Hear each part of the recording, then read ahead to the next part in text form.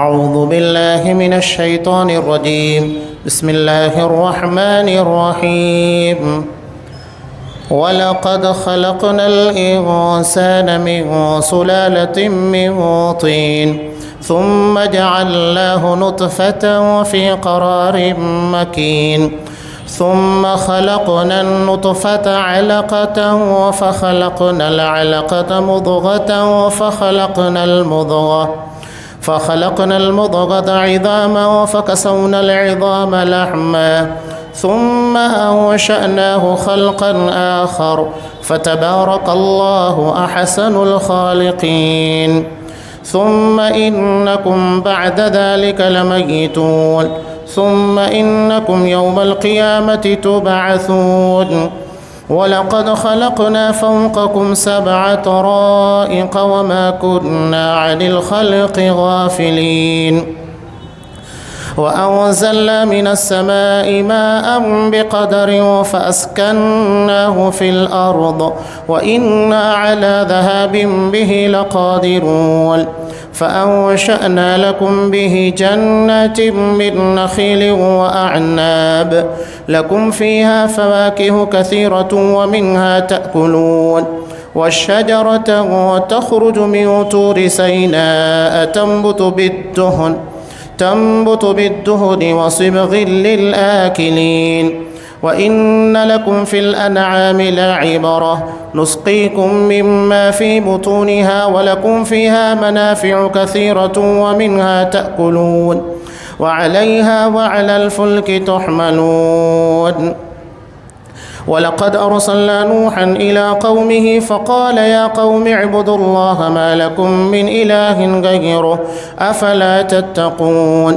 فقال الملأ الذين كفروا من قومه ما هذا إلا بشر مثلكم يريد أن يتفضل عليكم ولو شاء الله لأنزل ملائكة ما سمعنا بهذا في آبائنا الأولين. قال رب انصرني بما كذبون. ما سمعنا بهذا في آبائنا الأولين إن هو إلا رجل به جنة فتربصوا به حتى حين. قال رب انصرني بما كذبون. یقیناً ہم نے انسان کو مٹی کے جوہر سے پیدا کیا، پھر اسے نطفہ بنا کر محفوظ جگہ میں قرار دے دیا، پھر نطفہ کو ہم نے جمع ہوا خون بنا دیا، پھر اس خون کے لوتھڑے کو گوشت کا ٹکڑا کر دیا، پھر گوشت کے ٹکڑے کو ہڈیاں بنا دیں، پھر ہڈیوں کو ہم نے گوشت پہنا دیا، پھر دوسری بناوٹ میں اس کو پیدا کر دیا۔ برکتوں والا ہے وہ اللہ جو سب سے بہترین پیدا کرنے والا ہے۔ اس کے بعد پھر تم سب یقیناً مر جانے والے ہو، پھر قیامت کے دن بلا شبہ تم سب اٹھائے جاؤ گے۔ ہم نے تمہارے اوپر 7 آسمان بنائے ہیں اور ہم مخلوقات سے غافل نہیں ہیں۔ ہم ایک صحیح انداز سے آسمان سے پانی برساتے ہیں، پھر اسے زمین میں ٹھہرا دیتے ہیں اور ہم اس کے لے جانے پر یقیناً قادر ہیں۔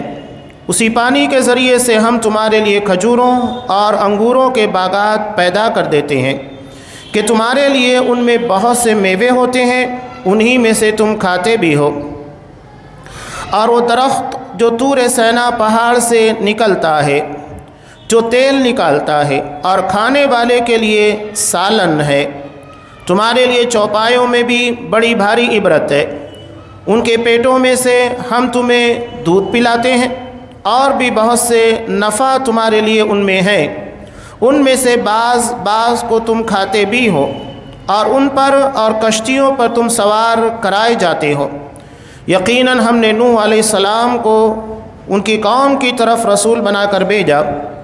انہوں نے کہا اے میری قوم کے لوگو، اللہ کی عبادت کرو اور اس کے سوا تمہارا کوئی معبود نہیں، کیا تم اس سے نہیں ڈرتے؟ ان کی قوم کے کافر سرداروں نے صاف کہہ دیا کہ یہ تو تم جیسا ہی انسان ہے، یہ تم پر فضیلت اور بڑائی حاصل کرنا چاہتا ہے۔ اگر اللہ ہی کو منظور ہوتا تو کسی فرشتے کو اتارتا، ہم نے تو اسے اپنے اگلے باپ دادوں کے زمانے میں سنا ہی نہیں ہے، یقیناً اس شخص کو جنون ہے، بس تم اسے ایک وقت مقرر تک ڈھیل دو۔ نوح علیہ السلام نے دعا کی، اے میرے رب، ان کے جھٹلانے پر تو میری مدد کر۔ سورہ مومنون آیت نمبر 12 سے آیت نمبر 26۔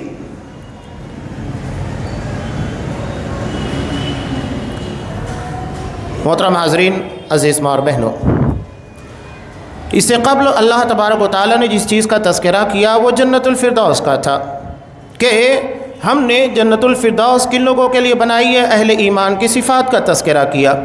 اب چونکہ جنت کے ساتھ حضرت آدم علیہ السلام اور ان کی ذریت کا بہت گہرا واسطہ ہے، اس لیے اب اللہ یہاں انسان کی تخلیق کے مراحل کا تذکرہ کر رہا ہے۔ اللہ نے قرآن مجید میں الگ الگ انداز میں انسان کی تخلیق کا تذکرہ کیا۔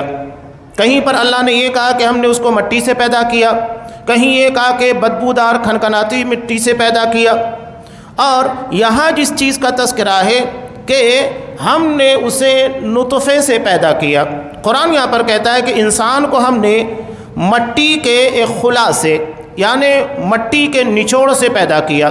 اس ضمن میں نبی کریم صلی اللہ علیہ وسلم کی مشہور روایت بھی ہے جسے امام ابو داؤد رحمۃ اللہ علیہ نے نقل کیا۔ کہتے ہیں ان اللہ خلق آدم من قبضۃ قبضها من جمیع الارض، اللہ نے آدم علیہ السلام کو مٹی کی ایک مٹھی سے پیدا کیا جو ساری زمین سے لی گئی۔ فجاء بنو آدم على قدر الارض جاء منهم الاحمر والابيض والاسود، اور اس میں سرخ، سفید، سیاہ اور ان میں درمیانی رنگت کے لوگ ہیں۔ وبین ذلک والسہل والحسن والخبیث والطیب، کچھ سخت مزاج، کچھ نرم طبیعت کے ہیں اور کچھ نیک ہیں اور کچھ بد ہیں۔ اس حدیث کے بیان کرنے کا مقصد یہ ہے کہ آدم علیہ السلام کو جب دنیا کی تمام مٹی کو ملا کر پیدا کیا گیا تو اسی کے اثرات ان کی نسل کے اندر پائے جائیں گے، جیسا کہ کالا، گورا، گندمی رنگت کا ہونا، یہ ساری چیزیں مٹی کے اثرات کی بنیاد کے پر ہے، مٹی کا اثر ہے۔ اس ضمن میں ایک روایت بہت پیاری ہے جسے امام مسلم نے بھی نقل کیا۔ ہمارا ازلی دشمن ابلیس یہ شروع سے آدم علیہ السلام کے پیچھے لگا ہوا تھا۔ آدم علیہ السلام کے پتلے کو جب اللہ نے بنایا اور ایک مدت تک کے لیے اس کو جنت میں چھوڑ دیا، ابلیس وہاں پر آتا ہے، فجعل یطیف بھی، اور اس پتلے کا چکر لگانے لگتا ہے۔ وہ یہ جاننے کی کوشش کرتا ہے کہ یہ کیا ہے، یہاں تک کہ اس کے اندر بھی گھس گیا، گھس کر باہر نکلا۔ یہی وجہ ہے کہ آپ صلی اللہ علیہ وسلم نے ارشاد فرمایا کہ ان الشیطان یجری مجری الدم، شیطان انسان کی خون کی رگوں میں دوڑتا ہے۔ اللہ نے اس کو اتنے اختیارات دیے، وہ ہمارے دماغ کے پر قابض ہو جاتا ہے، خون کی رگوں کے اندر دوڑتا ہے، اتنے اختیارات ہیں، وسوسہ ڈالتا ہے، ساری چیزیں۔ اس کے بعد ابلیس جب آدم علیہ السلام کے اندر گھسا، باہر نکلا، اس کے بعد انہیں بجا کر دیکھنے لگا۔ کھن کھن کی آواز آئی۔ اب کھن کھن کی آواز آنے کا مطلب یہ کہ اندر جو چیز ہے وہ کھوکھلی ہے، بھری ہوئی نہیں ہے، ورنہ اگر اندر سے بھی مکمل طریقے سے بھرے ہوئے ہوتے تو اس میں کھن کھن کی آواز نہیں آتی۔ جیسا کہ مٹکا اگر بھرا ہوا ہو تو آپ اس کو بجائیں گے تو بجے گا نہیں، خالی ہوگا تو کھن کھن کی آواز آئے گی۔ اس کے بعد اس نے کیا تبصرہ کیا، اس تبصرے کو نبی کریم صلی اللہ علیہ وسلم نے نقل کیا۔ سوچئے کہ ہماری فطرت ہمارے مزاج سے کتنی اچھی طرح واقفیت رکھتا ہے۔ اس نے کیا تبصرہ کیا، ان اللہ خلق خلقا لا یتمالک، اللہ نے ایک ایسی مخلوق کو پیدا کیا ہے جسے اپنے آپ کے پر قابو نہیں ہوگا۔ اس کا تبصرہ دیکھیے، اور انسان وہی معاملہ ہے، خوشی کے اندر جاتا ہے تو بہک جاتا ہے، غم میں جاتا ہے تو بہک جاتا ہے۔ آپ دیکھیے کہ غم کے موقع کے پر کسی کی موت ہو گئی، کوئی بڑا سا حادثہ ہو گیا، انسان کو اپنے آپ کے پر قابو نہیں رہتا ہے، بے قابو ہو جاتا ہے۔ خوشی کے اندر بے قابو، کیا کر بیٹھوں، کیا لٹا دوں، خوشی کے موقع کے پر۔ یہی معاملہ غصہ گرمی کے اندر، عمومی طور کے پر میاں بیوی کے درمیان طلاق کے معاملات، غصہ گرمی، اور بھی بہت سارے شر و فساد کی وجہ غصہ گرمی۔ اسے اپنے آپ کے پر قابو نہیں ہوتا ہے۔ اسی لیے آپ صلی اللہ علیہ وسلم نے ارشاد فرمایا لیس الشدید بالسرعہ، حقیقت میں پہلوان وہ نہیں جو کشتی میں کسی کو پٹخ دیتا ہے، چت کر دیتا ہے۔ پہلوان کون ہے؟ انما الشدید الذی یملک نفسہ عند الغضب، جو غصے کے وقت اپنے آپ کے پر قابو رکھتا ہے، کنٹرول رکھتا ہے۔ ورنہ آج دیکھیے بہت سارے معاملات بگاڑ مین وجہ بنتی ہے غصہ، انسان جب اس کے پر قابو نہیں رکھتا۔ ٹھیک ہے، ایک حد تک فطرت میں رکھا گیا، اللہ تبارک و تعالیٰ کو بھی غصہ آتا ہے۔ قیامت کے دن اللہ ایسا غصہ ہوگا، انبیاء کیا کہیں گے؟ آج اللہ جتنا غصہ ہے اتنا پہلے کبھی نہیں ہوا اور نہ بعد میں کبھی ہونے والا، اس طرح اللہ غصہ ہے۔ نبیوں کو اللہ کے پاس جا کر سفارش کرنے کی جرت نہیں ہو پائے گی، لیکن اللہ کا غصہ اس کی شایع نشان ہے۔ وہ انسانوں کی طرح نہیں ہے، اس کا غصہ بھی بے مثل ہے۔ جب لیس کمثلہ شیء، اللہ کی مانند کوئی چیز نہیں، تو اسی طرح اللہ کے غصے کے جیسا بھی کسی کا غصہ نہیں، وہ اس کی شایع نشان ہے۔ تو حضرت آدم علیہ السلام کو ٹٹولنے کے بعد وہ کہتا ہے اسے اپنے آپ کے پر قابو نہیں ہوگا، اور ابلیس اسی چیز کا فائدہ اٹھاتا ہے، انسان کو بے قابو کرنے کی کوشش کرتا ہے، خوشی میں، غم میں، غصے میں، دیگر معاملات کے اندر، جذبات وغیرہ کے اندر، اور پھر اسی کو اسی طریقے سے بہکا کر صحیح راستے سے ہٹانے کی کوشش کرتا ہے۔ کہیں عقیدت کے نام کے پر گمراہ کرتا ہے، اللہ کے رسول صلی اللہ علیہ وسلم کے مقام کو کہاں لے کر جاتا ہے؟ اللہ تبارک تعالیٰ تک، کہ آپ اللہ کے نور کا ایک حصہ ہیں، وہ اسی طرح بہکا رہا ہے، ہمیں عقیدت کے نام کے پر گمراہ کر رہا ہے، دین کے نام پر گمراہ کرتا ہے، جو چیزیں آپ صلی اللہ علیہ وسلم نے نہیں بتائی وہ بھی کرنے کا حکم دیتا ہے۔ یہ بدعات، یہ خرافات سب کیا ہے؟ یہ وہی ابلیس کا بہکاوا ہے کہ وہ ہمیں جذبات، دین، عقیدت کے نام کے پر غلط راستے کے پر ڈالتا ہے۔ 3 صحابہ کے بارے میں جو مشہور روایت ہے، انہوں نے بھی اسی جگہ کے پر غلطی کی تھی کہ آپ صلی اللہ علیہ وسلم کی عبادت کے احوال کو جاننے کے بعد انہوں نے کہا کہ ہمارا نبی کا کیا مقابلہ، چنانچہ ہم نبی سے زیادہ عبادت کریں گے، ہم آپ صلی اللہ علیہ وسلم سے زیادہ روزے رکھیں گے، تاکہ ہم اللہ تبارک و تعالیٰ کے سرخرو ہو سکیں۔ آپ کے اگلے پچھلے تمام گناہوں کو اللہ نے بخش دیا ہے، اس کے بعد آپ اتنی عبادت کرتے ہیں، ہمارے تو اگلے پچھلے گناہوں کو بخشا نہیں گیا ہے، اس سے زیادہ عبادت کرنا چاہیے۔ تو شیطان کہاں کیسے بہکائے گا سمجھا نہیں جا سکتا، بہت چوکنا رہنے کی ضرورت ہے۔ تو اللہ نے یہاں پر تذکرہ کیا انسان کی تخلیق کا، حضرت آدم علیہ السلام۔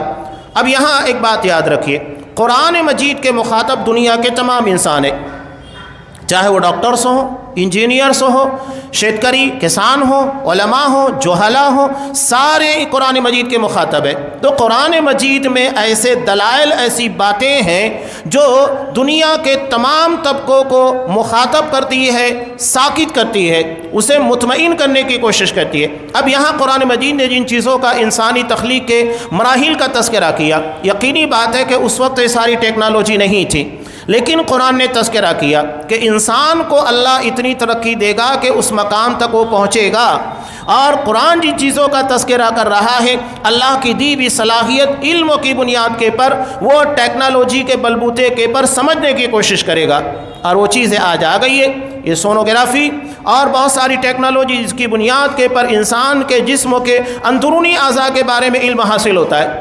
یہ علم کس نے عطا کیا؟ اللہ تبارک و تعالیٰ نے۔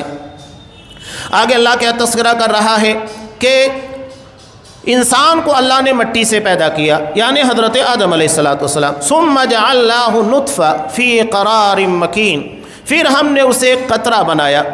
عربی زبان میں نطفہ کہتے ہیں بہت تھوڑے سے پانی کو، اور جس نطفے سے انسان کی تخلیق ہوتی ہے وہ ہماری نگاہوں میں آ بھی نہیں سکتا، اسے خردبین کی نظروں سے دیکھا جاتا ہے تب وہ نظر آتا ہے۔ قرآن دوسری جگہ کہتا ہے من ماء دافق، اچھلتے ہوئے پانی سے، جو نکلتے وقت اچھلتا ہے۔ قرآن ان ساری چیزوں کا تذکرہ کر رہا ہے جس کے بارے میں انسانوں کو پہلے علم نہیں تھا۔ تو یہ چیز ہے۔ اس کے بعد اس کو کہاں رکھا جاتا ہے؟ فی قرار مکین، ایک محفوظ ٹھکانے میں۔ محفوظ ٹھکانہ کون سا ہے؟ رحم مادر، جہاں 9 مہینے تک بچے کو رکھا جاتا ہے۔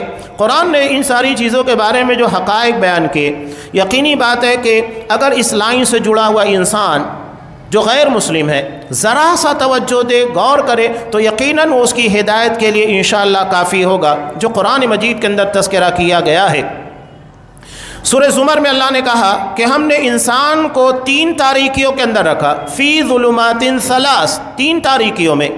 اب یہ 3 تاریکیاں کون سی ہیں؟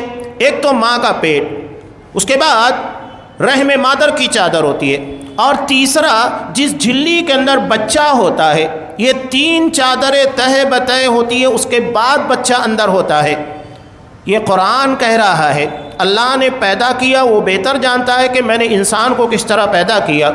یہ ساری باتیں آپ صلی اللہ علیہ وسلم جب بیان کر رہے قرآن مجید کے حوالے سے، دنیا میں ان ساری چیزوں کا تصور نہیں تھا ڈاکٹری لائن کے اعتبار سے، اس کے بعد یہ ساری باتیں بیان کرنا، اس کا مطلب ہے کہ قرآن کلام ربانی ہے، آپ صلی اللہ علیہ وسلم کا کلام نہیں ہے، جیسا کہ لوگ اس کے بارے میں شبہ پیدا کرنے کی کوشش کرتے ہیں۔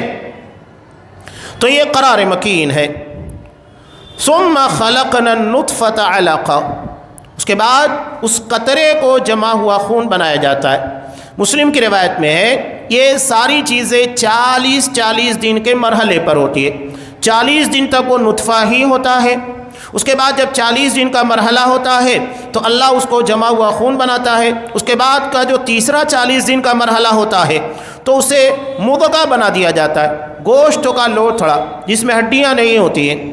یہ 40 دن کے مراحل گزرتے ہیں، یعنی 4 مہینہ جب ہو جاتا ہے تب اللہ اس کے پر ملک رحم کو بھیجتا ہے، یعنی جو بچہ دانی کے پر فرشتہ متعین ہوتا ہے وہ وہاں جانے کے بعد اس کا نیک بخت بدبخت ہونا، زندگی موت رزق ساری چیزوں کو لکھ دیتا ہے۔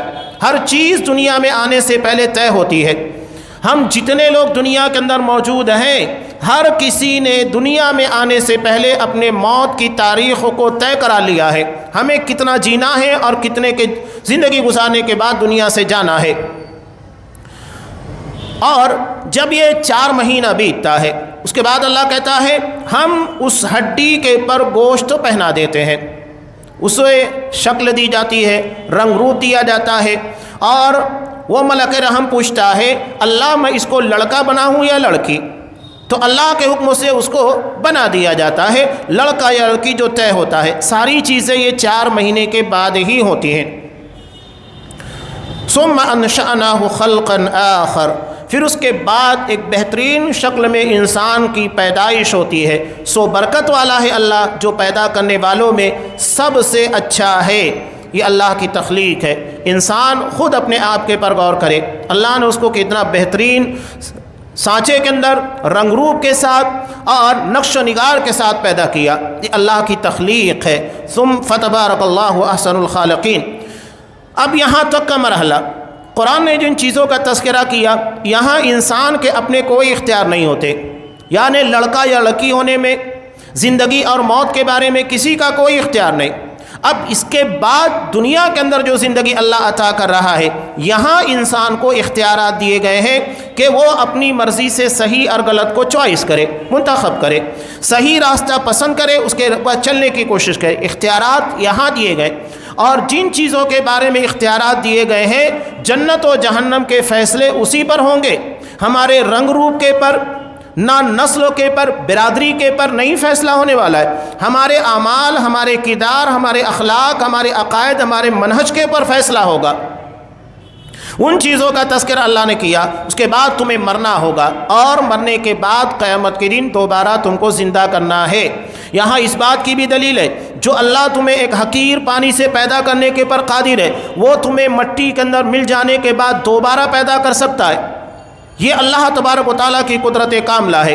اب ان چیزوں کا تذکرہ کرنے کے بعد انسان کے خارج میں جو دلائل ہیں ان کا تذکرہ آگے کیا جا رہا ہے کہ انسان ذرا غور کرے، جو یہ سمجھتا ہے کہ مرنے کے بعد دوبارہ پیدا نہیں ہو سکتے، یہ کیسے ممکن ہے؟ تو اللہ انہی چیزوں کا تذکرہ کرتے ہوئے کہہ رہا ہے کہ ذرا غور کرو، یہ آسمان جو کہ 7 ہے، 7 طرائق، تہ بتہ 7۔ بعض لوگوں نے 7 طرائق کا ترجمہ کیا کہ 7 دروازوں والا آسمان، یعنی آسمان میں 7 دروازے جن سے فرشتے آتے جاتے ہیں۔ بعض نے کہا کہ یہ 7 آسمان ہیں جو تہ بتہ ہیں، ایک کے اوپر ایک ہے۔ اور یہ چیز بھی واضح، جب آپ صلی اللہ علیہ وسلم معراج میں گئے تو پہلے آسمان، اس کے بعد دوسرا، تیسرا، 7ویں آسمان تک گئے۔ تو ایک کے بعد ایک آسمان تھے۔ وما كنا عن الخلق غافلین، اور ہم کبھی مخلوق سے غافل نہیں۔ انسان کو اللہ نے پیدا کیا بے مقصد نہیں، جس طرح اللہ نے دنیا کی تمام چیزوں کو با مقصد بنایا، اسی طرح انسان کی تخلیق، اس کا پیدا ہونا بھی با مقصد ہے، بے مقصد نہیں ہے۔ وَأَنزَلْنَا مِنَ السَّمَاءِ مَاءً، اس کے بعد کائنات کے نظام پر غور کیجئے۔ آسمان سے ہم پانی کو برساتے ہیں ایک اندازے کے مطابق، اور سائنسوں نے ان ساری چیزوں کے بارے میں تحقیقات کی تو پتہ چلا کہ زمین کا 66% حصہ پانی ہے، اور بقیہ حصہ 34% جو ہے یہ زمین ہے، خشکی ہے، اسی میں پہاڑ ہیں، زمین ہے، ساری چیزیں ہیں۔ فَأَسْكَنَّاهُ فِي الْأَرْضِ، اور ہم اسے زمین میں ٹھہرا دیتے ہیں۔ وَإِنَّا عَلَى ذَهَابٍ بِهِ لَقَادِرُونَ، اور اسے لے جانے کے پر بھی ہم قادر ہیں۔ قرآن نے آج ان چیزوں کا تذکرہ کیا، یہ اب آپ دیکھیں گے ان ساری چیزوں کا تذکرہ جو کیا جا رہا ہے یہ کسانوں سے متعلق ہے، یعنی جو زمین کی نباتات فصلوں سے جڑے ہوتے۔ پہلا جو تذکرہ کیا گیا وہ ڈاکٹری لائن کے اعتبار سے تھا، اب یہاں جن چیزوں کا تذکرہ کیا جا رہا ہے یہ انسان کی زندگی کا سب سے اہم مرحلہ جو ان کی غذا سے متعلق ہے۔ تو اللہ کہہ رہا ہے کہ آسمان سے پانی برساتا، اس کو لے جانے کے پر قادر، یعنی پانی کو اللہ دوبارہ آسمان کی طرف لے کر جاتا ہے۔ اور یہ چیزیں تو آج بچہ بچہ جانتا ہے، اسکولوں کے اندر جو چیزیں پڑھائی جاتی ہیں کہ پانی بخارات کی شکل میں تبدیل ہوتا ہے، بھاپ کی شکل میں، یہ دوبارہ جاتا ہے اور بادلوں کے اندر تحلیل ہو جاتا ہے، اور وہی بادل اللہ کے حکم سے پانی برساتے ہیں۔ یعنی ایک چکر ہے جو چل رہا ہے، پانی ہے، بھاپ بنتا ہے، بادل بنتا ہے، پھر پانی برستا ہے، یہ نظام اللہ نے بنایا ہے۔ اور اسی پانی کے ذریعے ہم نے تمہارے لیے کھجوروں کے اور انگوروں کے درخت بنائے، اور اس کے اندر بہت سارے میوے ہیں جسے تم کھاتے پیتے ہو۔ یہ اللہ نے انگنت نعمتیں ہم کو عطا کی۔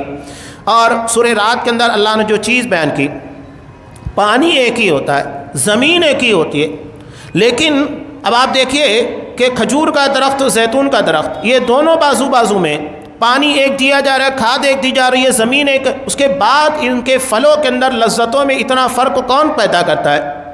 یہ اللہ پیدا کرتا ہے۔ بلکہ آپ چھوڑ دیجئے ان باتوں کو، اگر آم کے درخت آپ لگا دیں تو بعض درخت ایسے ہوتے جو جس کے پھل انتہائی لذیذ میٹھے ہوتے ہیں، اور کچھ ایسے ہوتے ہیں جو اتنے میٹھے لذیذ نہیں ہوتے۔ پھلوں کے اندر بھی یہ تفریق ہوتی ہے۔ یہ سب کون کرتا ہے؟ یہ سب اللہ تبارک و تعالیٰ کی ہی کاریگری ہے۔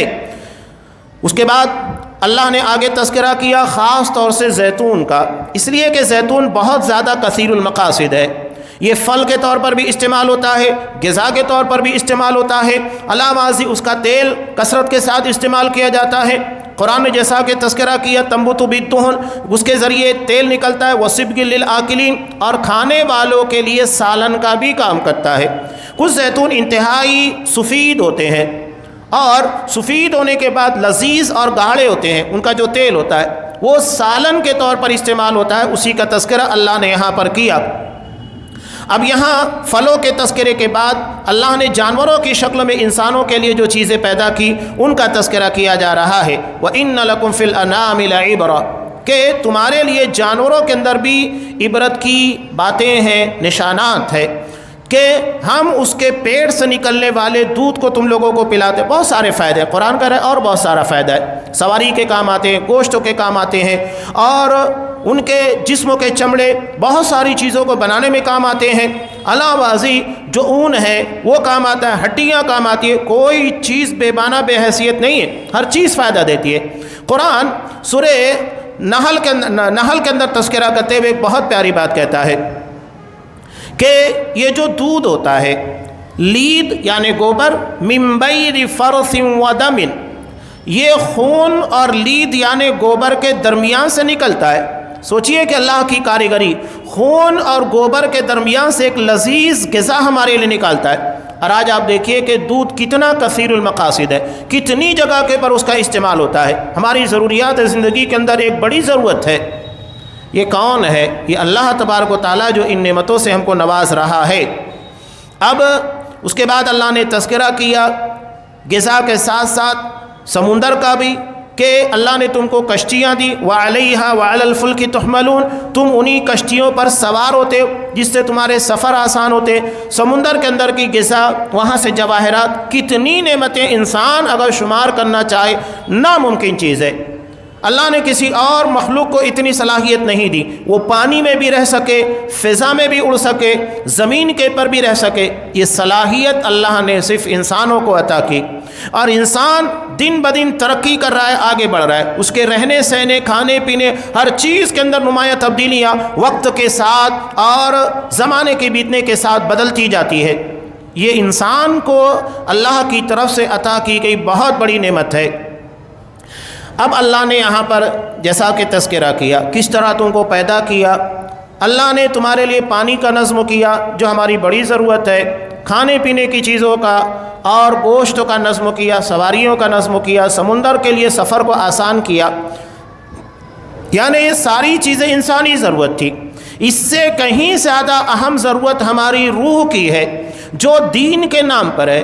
تو اللہ نے اس چیز کے لیے انبیاء کرام کا سلسلہ شروع کیا تاکہ لوگوں کو صحیح راستہ مقصد حیات سے آگاہ کیا جا سکے۔